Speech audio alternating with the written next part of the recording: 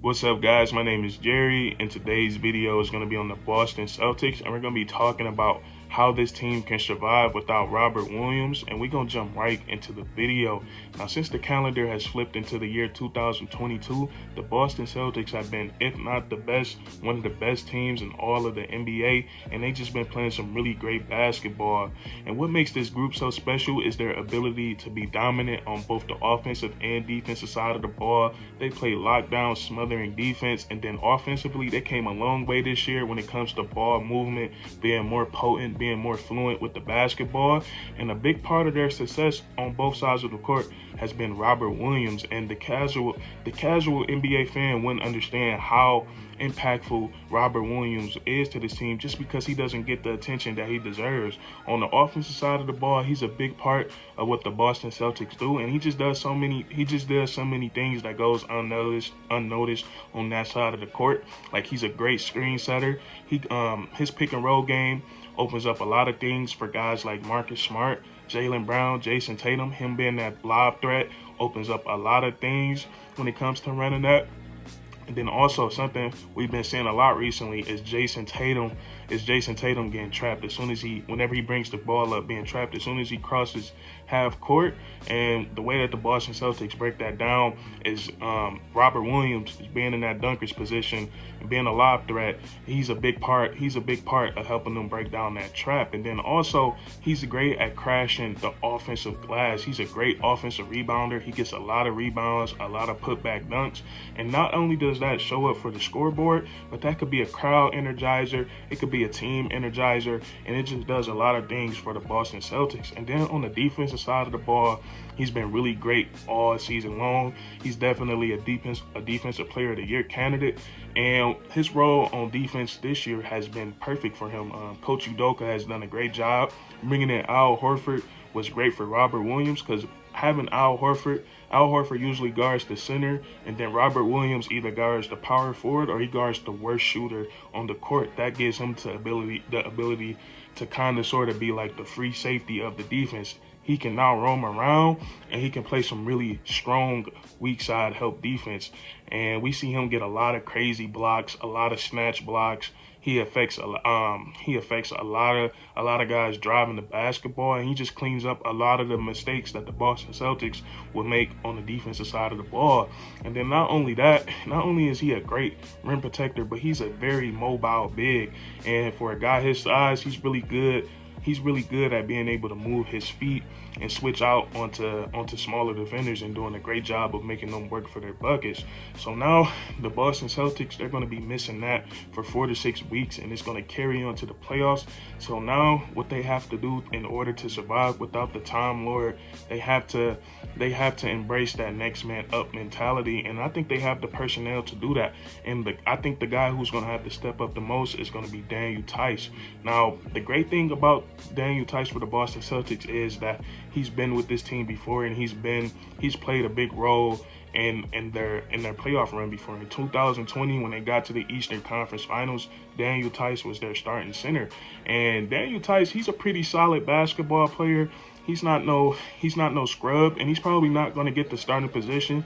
I believe Grant Williams is going to slide in, and he's going to start at the 4. But Daniel Theis, with Robert Williams being out and Grant Williams sliding into the starting lineup, he's going to be playing at least 15 to 20 minutes a night for the Boston Celtics, and those minutes are going to be very pivotal. But I think Daniel Theis, he has the playoff experience, and he's not a scrub. He's a guy, he has IQ, and he can do a little bit of everything when it comes to playing basketball. He can shoot the 3 ball, he can stretch the floor a little bit.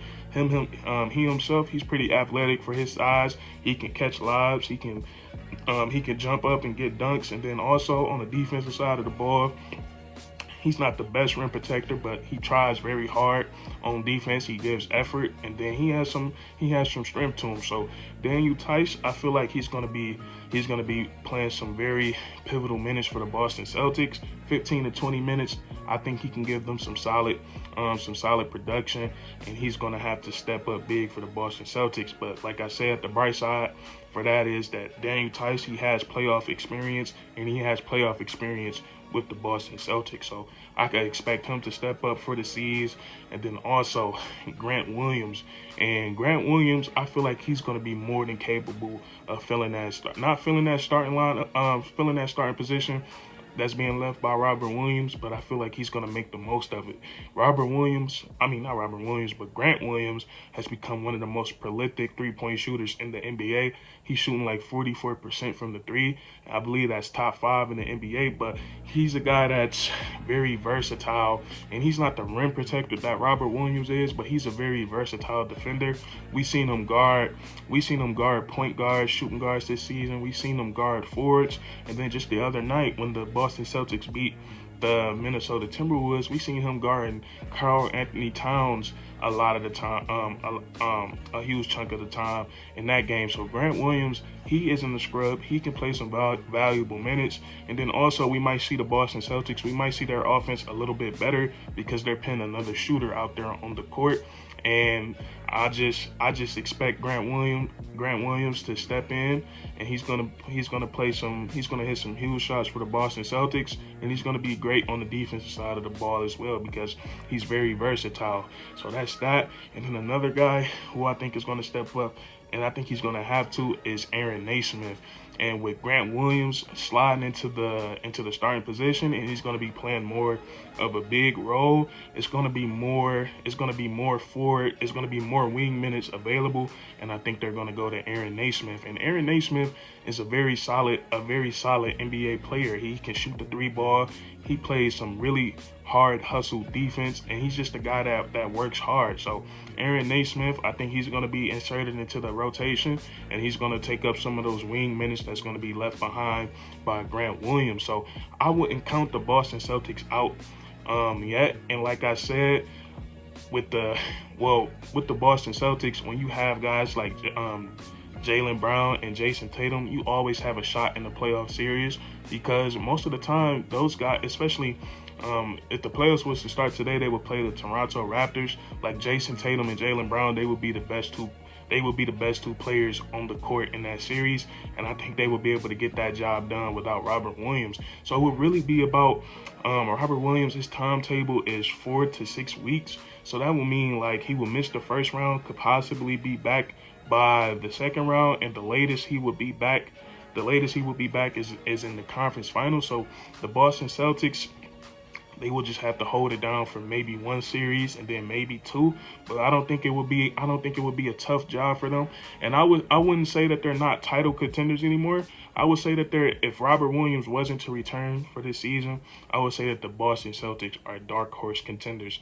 They would be a team that would sneak up somebody. They would be the underdogs, but I still think they have the ability to get to the Eastern Conference, to the NBA Finals, because they still have a pretty solid ball club. You have Jason Tatum, who's been playing at an MVP level since the All-Star break, really since the month of January. And then you have the perfect sidekick. And I hate using that term, but you guys know what I mean. He has the perfect partner in Jaylen Brown, who also plays on both sides of the court, who can create his own shot, who can hit open threes, and he's just a very versatile player. So the Boston Celtics, they have a bunch of options going into the playoffs, and I think they're still capable of getting the job done. And then they still have Coach Udoka, who's done a great job of putting players in the right position for them to thrive this season. So we're gonna see. Only time can tell what will happen. The playoffs are gonna be very exciting this season. But that's gonna be it for this video. If you enjoyed, leave a like, comment down below if you agree or disagree. If you think the Boston Celtics can survive without Robert Williams, and then don't forget to subscribe for more weekly content. We do this all the time, man. And that's curtains.